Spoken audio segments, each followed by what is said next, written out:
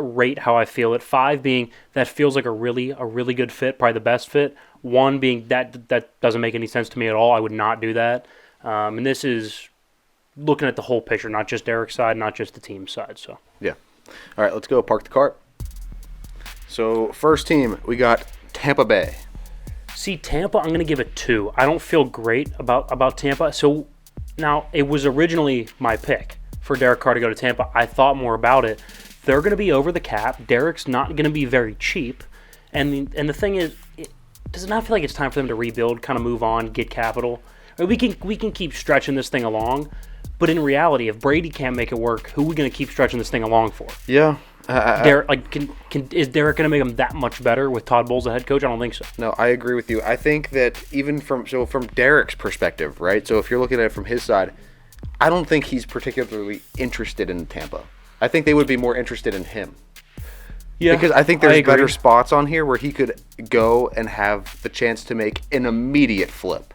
Yeah, I think that's a fair point. I think honestly the main thing for me, the talent is not too bad, right? Chris Godwin, Mike Evans. The coaching staff to me doesn't feel like that's the one to kind of elevate Derek at this point in his career. So I would say a 2 for Tampa. All right, how about the Carolina Panthers? So in the same division, for me, this feels like a slam dunk. This is a 5. So, and I think their weapons are underrated. I like DJ Moore. They can go out and draft another guy. They'll get a running back. I mean, they were running the ball fine without McCaffrey after they dealt him last year. They have a young tight end I like. The offensive line's improving. They have a real legit defense. And the main reason I think he actually works in Carolina is Frank Reich, the head coach. So not only did Andrew Luck have his best season, Phillip Rivers had his best season under him, Carson Wentz had his best season. They all had their best season under Frank Reich. He knows how to work with quarterbacks. It makes too much sense for me. Go there with a great quarterback, a great quarterback coach, good weather. It's a nice place to live. I think that's something you have to think about at this stage in somebody's career. He's got a wife, family, all that. Nice place to live, good coach, good enough weapons, and they have plenty of capital and plenty of draft capital to go out and get more weapons for him. And that's a good point. Derek Carr doesn't feel like a Vegas guy. He feels like he would fit in perfectly down there in North Carolina right there. The Carolina Panthers is a 5. How about the New Orleans Saints? For me, this feels like a 1. Kind of for the same reason for Tampa. I think New Orleans, they can keep clinging on to this, we're a quarterback away, since Drew Brees retired, or even with Drew. We're one game away from getting there, right? Yeah. They're not. You can keep pushing it off and mortgaging the future with your contracts. At some point, it's going to catch up to you. Let it catch up to you now. Suck for a year or two. Rebuild, reboot. Let's go ahead and flip the roster. Let's get a shitload of picks. It doesn't make a whole lot of sense for me for them to get Derek Carr just to add to get to 9 wins? Yeah. To get to 9 wins, maybe get a wild card spot. Go rebuild. And they shouldn't be nervous to rebuild either, because they're not. The Saints aren't a franchise that when they go into that rebuild where they get stuck for 15 to 20 years, they're a pretty good franchise. Yeah, and I think that they have the chance to turn it around rather quickly. I mean, you got to dump some contracts. You got to free up some money in a lot of places, because they were one of the worst teams against the cap, 2 years ago? For the last 5 years probably. But yeah, last year and 2 years ago they were really, really tight up against the cap, yeah. All right, how about the New York Jets? I'd go 4 there. I don't mind the Jets. I think one thing that Carr is going to be seeking is a good defense, because he hasn't had a top 20 defense his entire time in Vegas. So he's going to be looking for a good defense. So for me, looking at it from Derek's perspective, hey, I can finally go somewhere where I don't have to put up 35 points to win. And from the Jets' perspective, it's like we almost got to the playoffs with piss poor quarterback play, like negative value from the quarterback position. If you can just get league average, and I think Derek Carr is, I think he's above league average. I think he's about the 10th, 12th best quarterback, right around there, somewhere 13th maybe, top half of the league quarterback, right? Above average. Then they are going to be a significantly better team. So it makes sense on a lot of fronts for me. The only thing that doesn't make a whole lot of sense is, it's New York, and you're going to be putting your eggs in the basket of the New York Jets. That doesn't make a whole lot of sense to me from an organizational standpoint. But they've been improving the last couple years. They got a good defense. It's not a bad move. All right, how about the Indianapolis Colts? Indy, I'd go 3. It's okay. It's okay. It's a good third or fourth choice for Derek. I don't mind their defense, but it's aging. It's getting expensive. Same thing with the offensive line. It's not very good at all.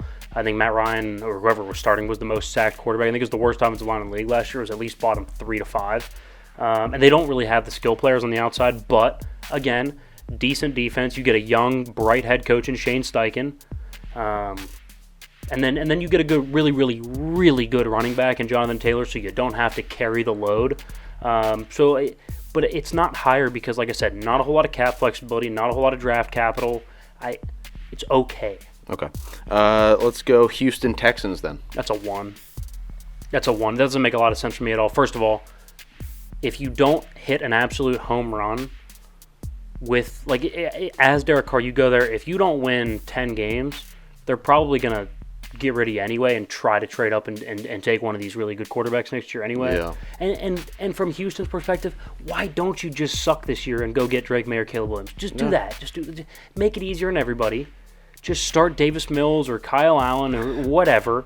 Just suck, tank, and go get one of the top quarterbacks and become interesting again. It's just, it's really tough to sit here and say that even a Derek Carr, anybody's patch those holes. No, they have so many other problems that are going on. Like they say, when you're going to sell your house, don't just put a coat of paint on it. I feel like Derek Carr would just be like trying to paint a house that's like half burned down, half caving in, and cracks in the foundation. Like, you need to address the bigger issues first. I don't think Derek Carr is going to be the guy to help you figure that one out. See, one thing I always think about, right, the top about 8 quarterbacks can go to a place and it doesn't really matter how bad it is. They're going to make them competitive right away. Like Josh Allen, Herbert, Mahomes, Burrow, Hurts, Trevor Lawrence, right? Now, granted, it took him getting the right coach, but D'Amico Ryans will be a fine coach.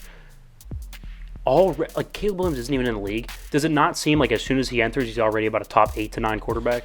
I mean, let him solve that mess. Derek Carr does not need any of that at this stage of his career. No, he doesn't.